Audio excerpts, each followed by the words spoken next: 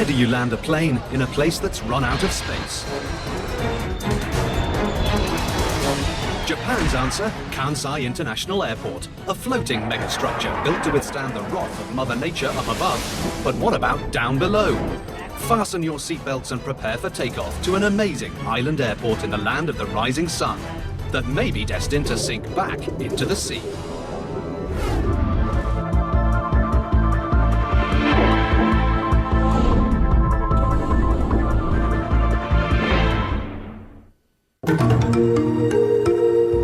This is Osaka, the ancient capital of Japan, and former playground for the last samurai, now conquered by a generation that dances to the beat of their own drum. Home to 2.6 million people, a new energy in Osaka has propelled this place to become the commercial and industrial center of Western Japan. But in order to compete with their big sister Tokyo, Osaka needed to find a way to bring in more people with a yen for big business.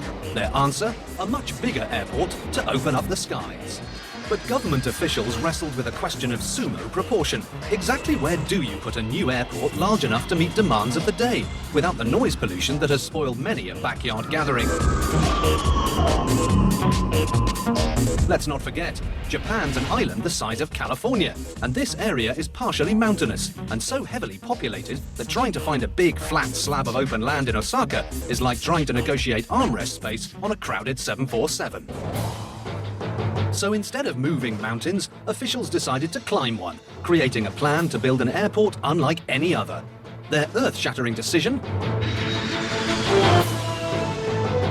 If there's no room to land planes on shore, why not have them land offshore, on another island? Only thing is, they had to build it first. In 1987, construction of the world's biggest man-made island of its time broke ground, or water, 18 meters deep in the middle of Osaka Bay. 7 years later, the world had its first international airport floating out in the middle of the sea all by itself, a true oasis for pilots. That was 10 years ago that I was flying from Honolulu to Kansai. Then I remember vividly now that as I was far distance from the airport, I was able to see the airport itself. It was an amazing experience to see that, it's like, wow, it's a man-made, island with a runway on it. It's like a jewel in a black hole. It's fabulous when you see the lights. Not because, oh my gosh, there it is, but it's really beautiful. It's actually quite nice because there's no obstacles. It's out in the middle, so out in the middle of the water, so you don't have to worry about hitting anything coming in. Well, anything except the runway. It's Kansai International Airport, now one of Japan's busiest air hubs, handling more than 300,000 passengers a week, open 24 hours a day.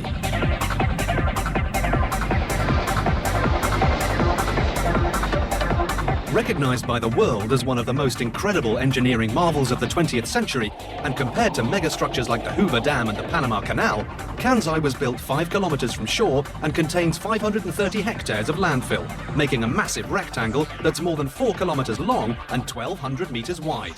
That's big enough to swallow up the entire downtown area of Osaka.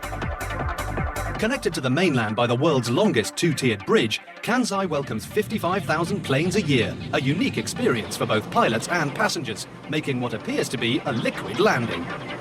As we approached, first I thought it might be like landing onto the aircraft carrier or something like that, but actually it was not. The water always looks much closer as you're diving down into the airport, so yeah, that's pretty scary. At nighttime, there's not much visual cue because there's not much light around other than right at the airport, so they kind of call that a black hole airport.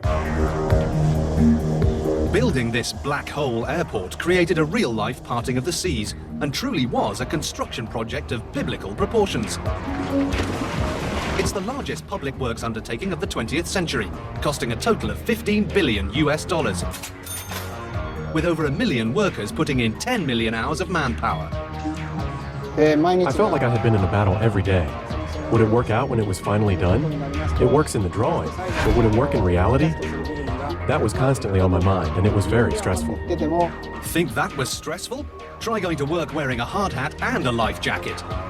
To pave the way for the textbook landings of today, Japanese engineers had to rewrite the manual on how to build an airport. Kansai airport planner Yasunari Harada has been there since takeoff. The biggest challenge was to supervise the entire construction and open the airport as scheduled. It was a balance between the engineering for the landfill and the construction on top of that. And speaking of balance, there was one little problem. Exactly how would the artificial island hold up to all the pressures from above without collapsing into the spongy seabed below? Never before had anyone attempted a massive landfill project, so far from shore and so deep in the water. Both would pose potential problems. Engineering manager Shinya Suzuki. There is a deposit of clay at the bottom of the sea. It's a layer of very soft clay, and if it keeps sinking after the construction, that could cause some problems for the airport. Okay, so the bottom of Osaka Bay is made of soft, spongy clay that's likely to sink. Not really the kind of stuff you want to top off with an airport runway. That's more like landing a 360 metric ton jumbo jet on a huge plate of tofu. To solve the squishy problem, Kansai's engineers turned to a new sand draining technique to actually speed up the sinking by sucking the water out of the sand and shoring up the airport's foundation. But would all this talk of settling suck the life out of the project instead? Or was it already on autopilot? Too late to go back to the drawing board? We've always had faith in our engineering, and that's been a backbone of the project. Confident in their techniques, Kansai engineers set aside any of their own sinking feelings and moved onward and upward with a plan to beat the sinking by throwing several extra feet of fill on top for good measure. And with that, the 6-year process began. First, an 11-kilometer seawall of concrete blocks outlined the shape of things to come. Think of it as building the lip around the edge of a swimming pool, only this immense enclosure keeps the water on the outside. Then, 80 barges ploughed in, dumping 180 million cubic meters of landfill inside the sea wall. That's enough to build the Great Pyramid of Giza 70 times over. Using the technology of the time, builders monitored and measured the layering of the land, making sure the fill was compacting at an even rate to prevent uneven sinking. And just as the face of the island started to pop out of the water, construction began simultaneously on two major airport landmarks. Kansai's passenger terminal proved to be an architectural conundrum that stumped even the best builders. The terminal had to be light enough to keep settling to a minimum, but what kind of fat-free materials would be strong enough to withstand Mother Nature's frequent visits, bringing typhoons and earthquakes to the area? Enter world-renowned architect Renzo Piano, the guy who gave us France's controversial Pompidou Center. You know, that brightly colored building with the insides on the outside. Piano proposed a design that would keep everybody at Kansai happy, engineers, builders, and pooped-out passengers at the gate. His baby? A wing-shaped terminal made of steel and reinforced glass. Exactly 1 mile long, Kansai's signature structure is one of the largest single-room buildings in the world. You are watching National Geographic Channel. The next crucial challenge in completing this airport was the ultimate question of access. If you stick an airport out in the middle of the water, how on earth do you get delivery trucks packed with peanuts and minivans loaded with luggage in and out efficiently? The answer came along with the construction of the Skygate Bridge. With the use of floating cranes, workers built each of the bridge's piers one at a time, cementing the pieces together like giant toy building blocks. Today, it's the world's longest double-decker truss bridge. At 3,750 meters long, it carries 6 lanes of traffic on top and 2 trains below. Just high enough for boats to pass under, yet low enough for jets to fly over.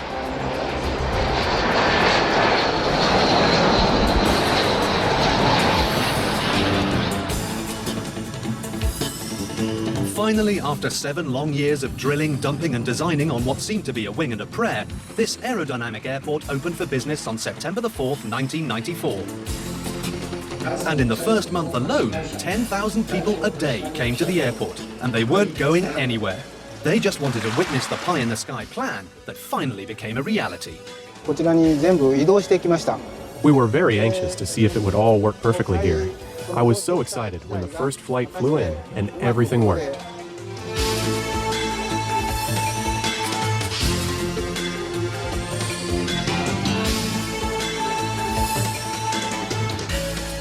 A million workers, over 200 million metric tons of materials, 10 million hours of hard labor, reclaiming the sea and opening up the skies to a bright future coming in for a landing.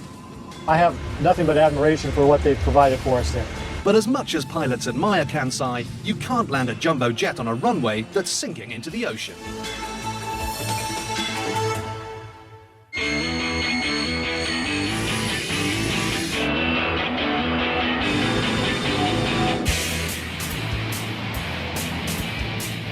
In its first years of operation, Kansai International Airport fulfilled its promise to become a new gateway to Asia, flying high with thousands of travelers impressed by Kansai's audacious engineering.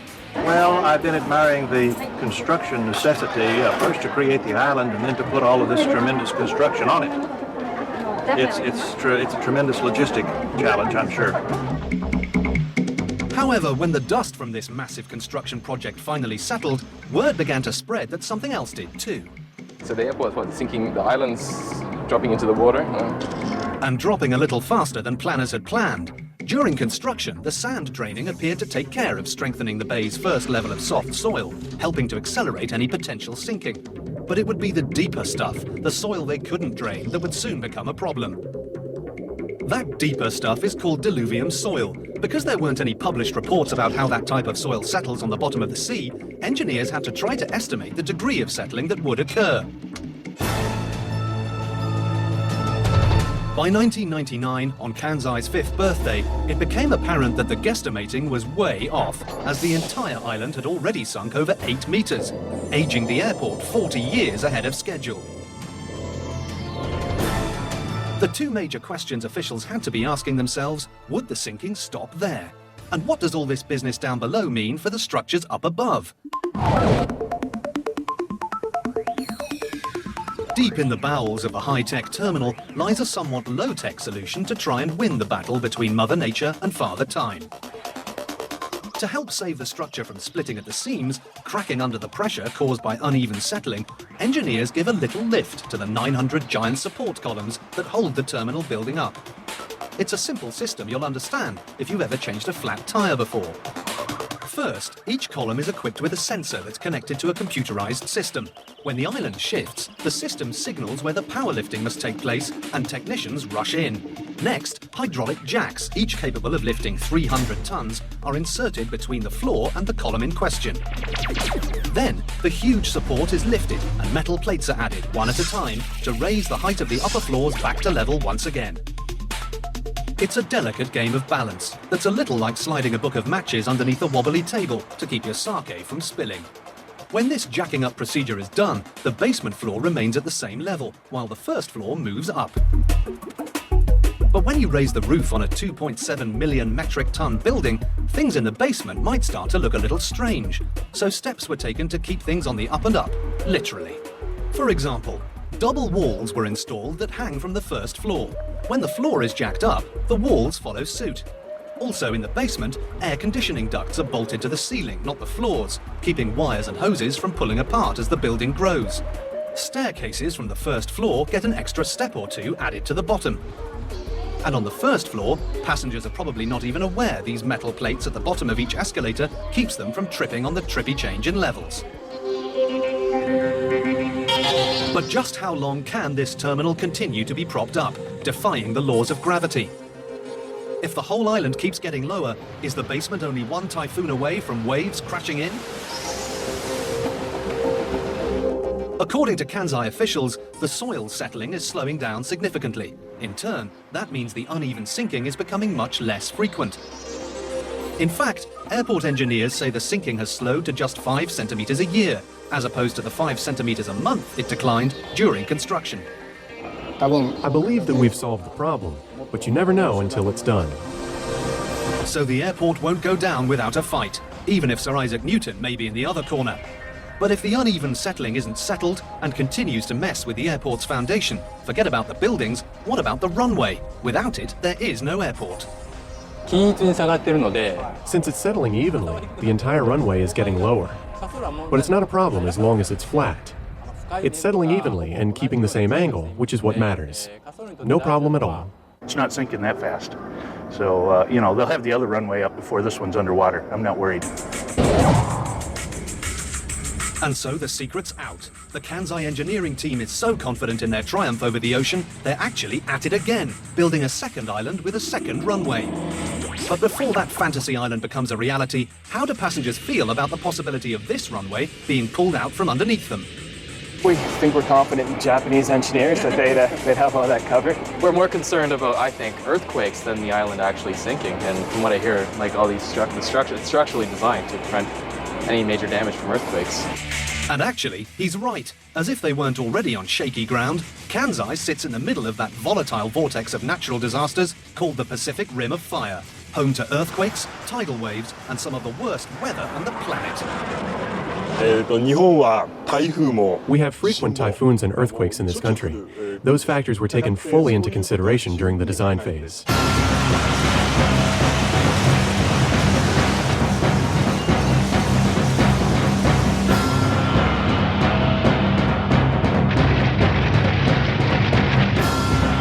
And it's a good thing too, because in 1995, with the airport only open for 15 months, an earthquake measuring 7.2 on the Richter scale hit the nearby city of Kobe, the epicenter just 29 kilometers from the airport island. We didn't have any glass damaged by the earthquake. We found some small cracks, but not the slightest bit of severe damage. While the city of Kobe was devastated, the advanced structural design of Kansai's terminal building stood strong, perhaps proving to Kansai critics that all those ground preparations and propping up procedures might also be enough to keep the sinking at bay.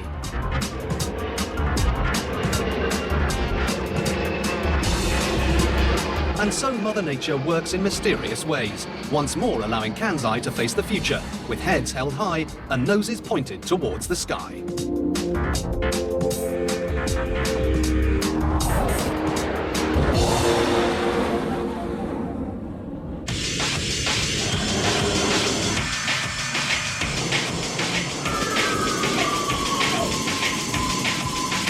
The minute your plane puts tires to the tarmac and rolls into the gate at Kansai International Airport, you begin to get an idea of the number of people it takes to keep this airport afloat. They say no man is an island, and in this case, neither is an airport, even if it's built on one. It takes a lot more than a village to keep Kansai running smoothly and safely. Kansai's unique location, smack dab in the middle of the ocean, means this island getaway needs to be totally self-sufficient, with an infrastructure more like a city than an airport. Each day, thousands of passengers pile onto this floating metropolis, becoming part of a round-the-clock rush hour. It was quite a drive from downtown Osaka to get out here, but it's pretty amazing. But because all roads don't lead to Kansai, actually just one, planners designed a myriad of mass transportation to bring both workers and passengers to the airport from all over Western Japan. It's a commuter's dream, and not a smelly cab in sight. Futuristic bullet trains like the Nankai Rapido move you in minutes to Osaka, traveling in style. Japan Railway's metro trains make several convenient stops for commuters who work at Kansai. High-speed ferries bring air travelers from Kobe across the bay. And let's not forget the luxury taxis or the over 20 limousine bus lines that serve Kansai. It is convenient because I use every time this airport limousine to get from Kobe to here.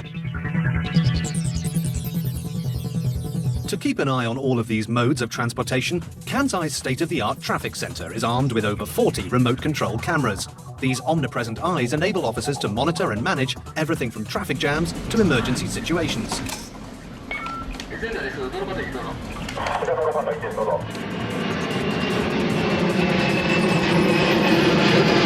But patrolling the roadways at Kansai is really a drop in the bucket compared to protecting the waterways around it. Kansai Airport is surrounded by vast miles of open sea that feed directly into the Pacific Ocean. To keep that secure, airport officials call in the big guns. The Japanese Coast Guard is on duty all day and all night. With their own airport outpost, Coast Guard search and rescue boats keep tabs on traffic in Osaka Bay. Akiyoshi Kabuki heads up the water patrol. The area around the airport is a regular route for fishing boats. We also have pleasure boats with people enjoying their leisure time. If we spot a suspicious boat, our boat will immediately approach the vessel and will question the crew members over the loudspeaker. And in an age with terrorists targeting aircraft, securing the sea is the Coast Guard's #1 priority. 9/11 was such a tragic event. Since the incident, we have tightened up our security against possible terrorist actions, but I can't disclose any major changes or details on that. While the Japanese Coast Guard protects the airport and its precious cargo by sea, there are several other provisions to protect the airport on land.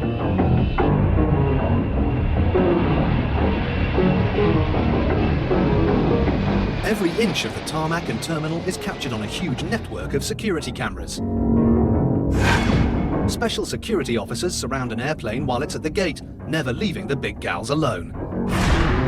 And the runway itself is draped in a high-tech security blanket of ultraviolet light that invisibly surrounds the perimeter.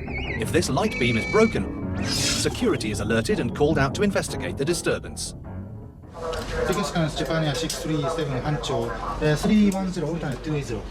Observing from their perch high above the runway, Kansai's air traffic control operators take command, securing the friendly skies, making sure they stay that way with a 360-degree view of things above and below. The height of this control tower is decided to be able to see every parking place for airplane from control tower. Assuring that nothing gets lost in translation, controllers converse with pilots from every corner of the world, safely talking them through the ups and downs of the day. But Kansai Control's record speaks for itself. In 10 years, they've amazingly had only one minor mishap. Once we have, the when aircraft landing is off the runway, and they just start for, it was about 5 or 6 hours. We need to close the airport.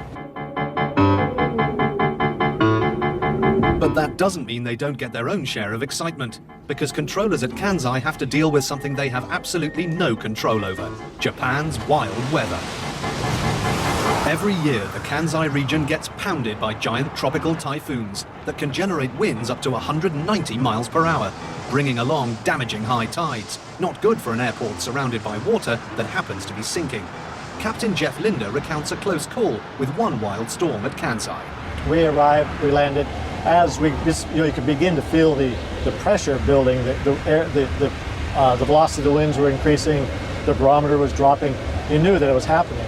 And by the time we left Kansai on the bus, got to the airport, to the hotel, probably an hour and a half later, the full brunt of the storm was upon the airfield, and it blew for hours and hours, and we knew that our sister airplanes coming in, several had to divert, and the airport was closed for that weather phenomenon for quite a few hours. Helping air traffic controllers steer clear of that kind of disaster are the guys next door in Kansai's 24-hour weather center. Toshifumi Tsutsumi of the Japan Meteorological Agency oversees operations. We observe the weather here and use our instruments to send the data to the control tower. Air traffic controllers guide aircraft based on the information they receive from us.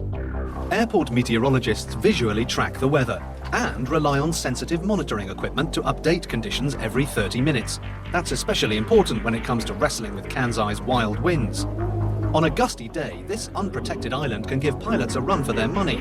United Airlines captain Richard Earhart commands a Boeing 777 to Kansai on a regular basis. When you put an airport in a bay like this, you're going to get winds that vary. As we came down, we had winds that were like 20, they'd be 20 knots off our right wing, and then it'd be maybe up by the nose, 8 or 10 knots, and then coming back in the rear, maybe all of a sudden it's a quartering tailwind, 19 knots. The varying winds beneath their wings keep pilots on their toes and the weather and traffic controllers on their feet. But while turbulent weather is always on the radar here at Kansai, safety is too, and everyone proudly plays a part in that, from the tower to the tarmac.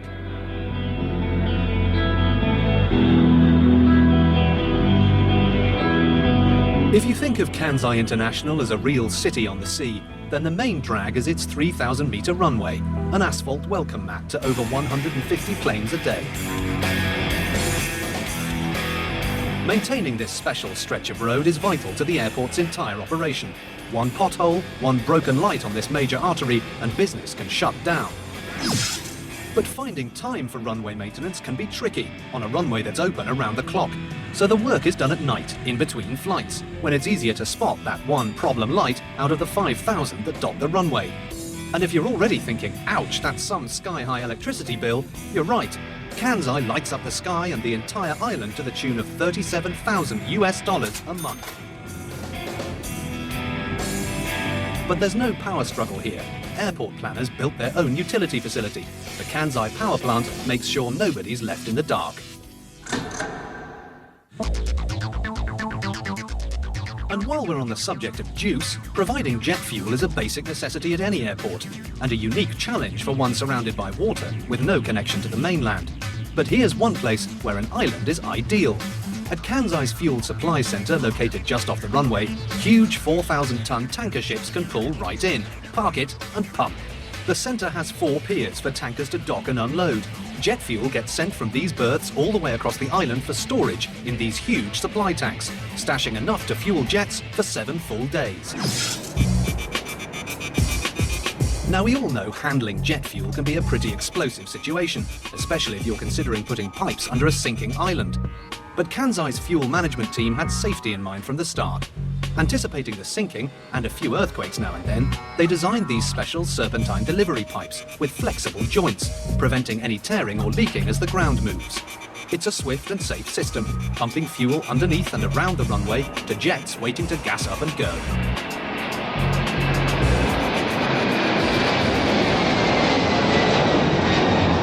You've seen how Kansai covers what goes into the planes, but how about what comes out? I'm the director of this facility, which is called the Clean Center. Kansai's Clean Center is a one-of-a-kind incineration plant, handling all the trash coming off the planes and out of the terminal. Their mission? Keep it clean and green. We supervise the entire operation of the Clean Center here. One of our jobs is to minimize the amount of trash here. We also try to recycle as much as possible.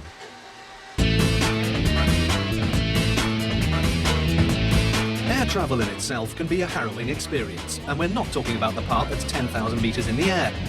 Juggling heavy suitcases, screaming children, long lines, and, well, more long lines typically means you're tired before you get there, and nobody's even mentioned the extra emotional stress worrying about things like terrorism and SARS.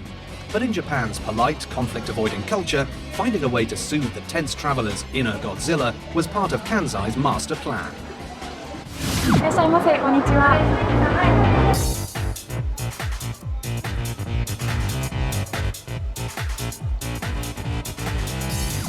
Beneath this one big shining roof, the world gets to see how the beauty and ingenuity of Japan meets plastic chairs and check-in counters. The design is modern and then has a bit of Japan with like these little ornament things that look like origami, so it's really interesting. Kansai's airy terminal design is a space-saving architectural wonder, stacking arrivals and departures onto 4 floors, one on top of the other. And it's no mystery why they call the entrance to this place the Canyon. At 30 meters high and 300 meters long, you can stand on the bottom and pretty much see everything, floor to ceiling. Unique. It's a very unique building, very well organized. The counters are set up A, B, C, D. It's very simple to find, and you can see from one end to the other.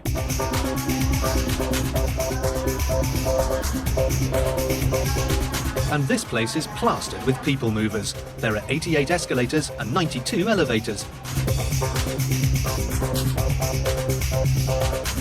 Plus, from drop-off to departure, only 90 seconds to every gate on board the terminal's wing shuttle that jets you to each end of the big bird. No more feeling like you have to train for a marathon when you travel. From train spotting to plane spotting, another unique angle on this mega building is the 5,000 windows in the front wall. One giant room with a view and one smart design. The windows are all held in place with flexible joints to stand strong when Mother Nature comes knocking. Of course, that means outfitting an army of people to keep the windows and the rest of this place sparkling, because at Kansai, cleaning is serious business.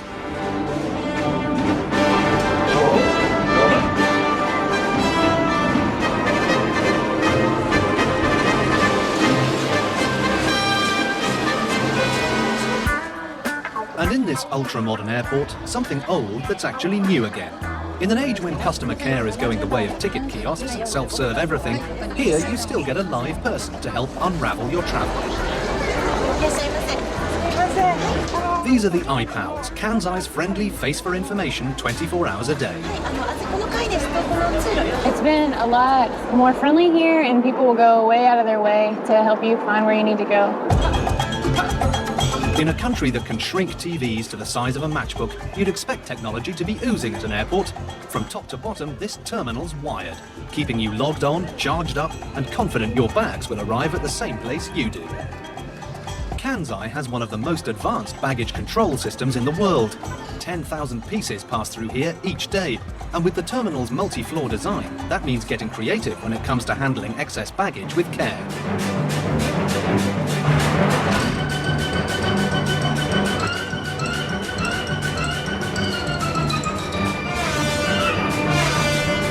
This high-tech spiral delivery system maximizes precious island space as your prized possessions snake along this whirly conveyor belt nearly 40 meters tall and 6 meters wide.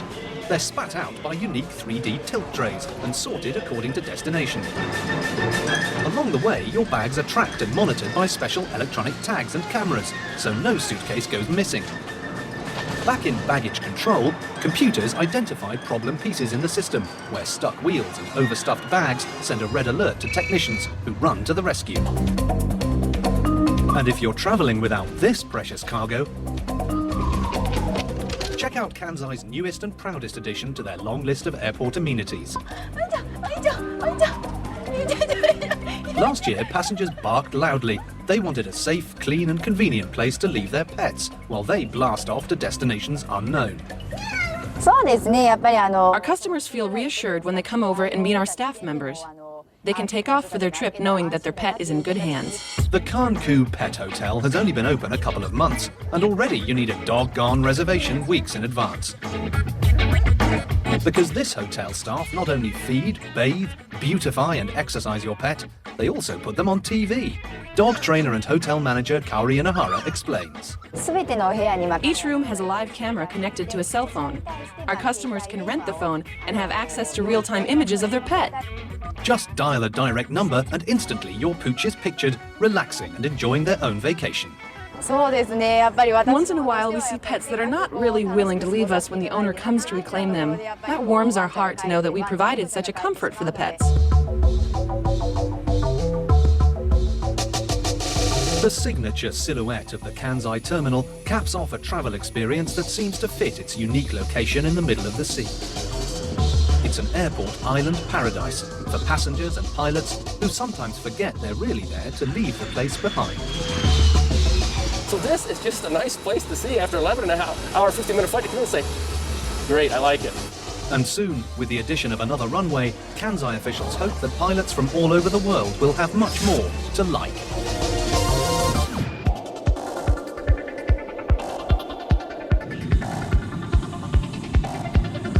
In 2004, Kansai International Airport celebrates its 10th year of operation as Japan's new portal to the Pacific, welcoming travelers from around the world.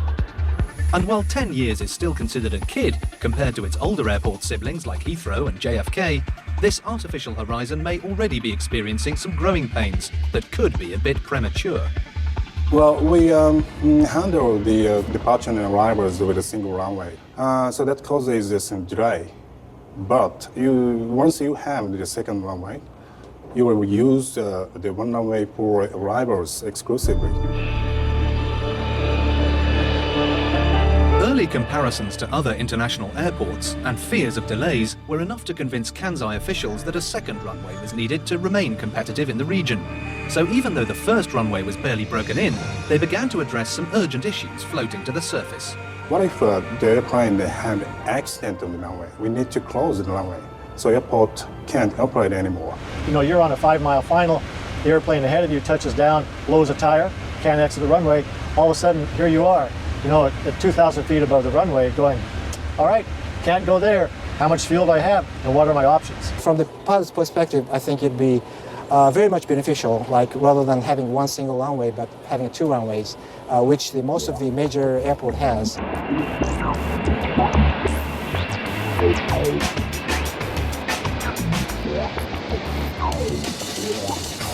It's simple maths. If you double the runways, you double the number of flights. And bringing in 60 jets an hour instead of 30 also means doubling airport revenues. An important point, since the bills from building the first runway have yet to be paid off.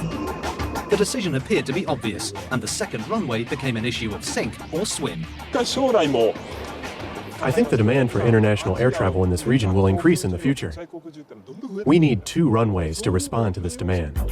And so that brings us back to the beginning, sort of a deep water deja vu, because a new runway meant building a new island out in the middle of Osaka Bay.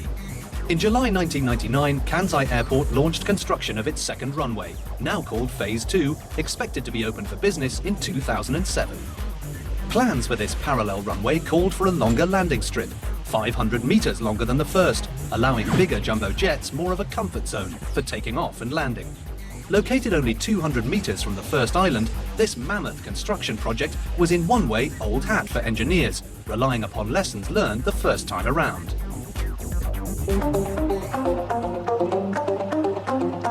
But experience aside, the birth of this new island brought up some issues that no one had notes on.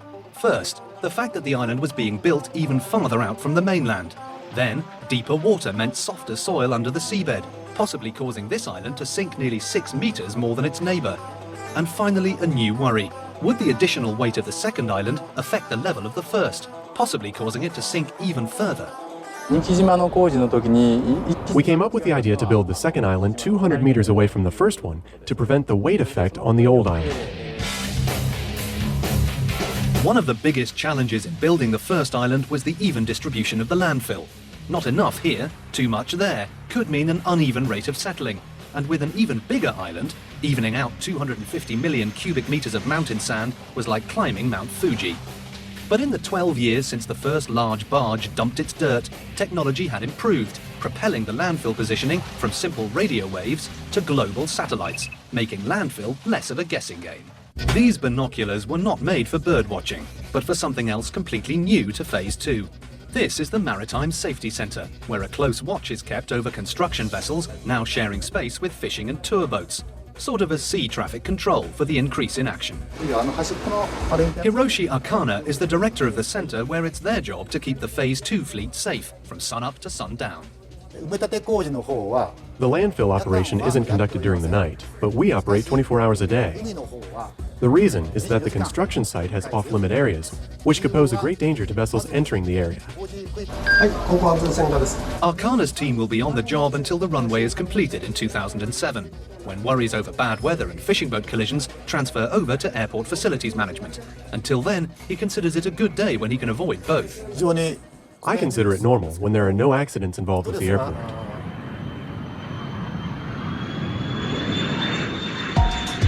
With all the excitement and activity on the new island, it's almost easy to forget they're doing this just 200 meters away from giant jets packed with people coming in for a landing. Which brings up another engineering challenge yet to be tested.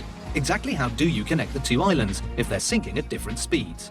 By the time we're ready to open the second island, the airplanes should be able to move from the first island to the second. It might still slope slightly, but the connection will be possible. The new island will still be gradually settling after the opening, but eventually it will be at the same level with the first one. The decision to expand Kansai was made during brighter economic times in Japan, and long before the technology slowdown in the United States. So raising capital for a new addition, while still paying off debt from the first, was almost as difficult as raising an airport out of the sea. Add to that the decline in air travel following 9/11 and flying fears to Asia due to SARS, and you've got some numbers that just don't add up to building a new $15 billion runway and a terminal to boot. We were prepared to start the construction of the new terminal building upon completion of the landfill, but we're facing some budget issues because the business hasn't picked up. So with the financing for the second phase in question and travel experts waiting for passenger numbers to rebound, you've got to wonder, is Kansai hanging on too tightly to that Hollywood dream of, if you build it, they will come? But while bigger carriers like United are adding service to Kansai, some international airlines have already pulled up stakes, struggling with the second highest landing fees in the world, $7,500 for a single Boeing 747 to land at this one-of-a-kind facility. That's nearly 5 times higher than Los Angeles International. It's an unfortunate dilemma for today's cash-strapped airlines. Landing fees not only reflect number of flights, but also the value of airport property, and that's gold in Japan. But there's no other way to get here, and without passing the extra costs onto passengers, their hands and their wings may be tied, forcing them to increase traffic to cheaper Asian airports in South Korea, Shanghai, and Hong Kong. I believe this will be a great airport in 10 or 20 years when the demand increases with a lot more airplanes flying in and out. And they're not just banking on passenger planes. Kansai's hope for staying afloat may be in the gold mine of air cargo transportation, something that makes sense for the shipping mecca this region has become. Last year, nearly 800,000 metric tons of cargo flew in and out of Kansai, and being situated on an island is perfect for large container ships to pull right up and unload, making it attractive to cargo agencies from FedEx to UPS that import and export everything from electronics to eggs. A new, longer runway could be key to retaining and expanding this booming business. And the sooner the better. Kansai faces some stiff competition from 2 new airports opening in central Japan and Kobe, close enough to see just across the bay. For all the pressures this new facility faces, the people who have taken this courageous journey remain strong in their belief that Kansai International will continue to soar. I think people will appreciate our effort and will think we've done a great job 20 or 30 years from now.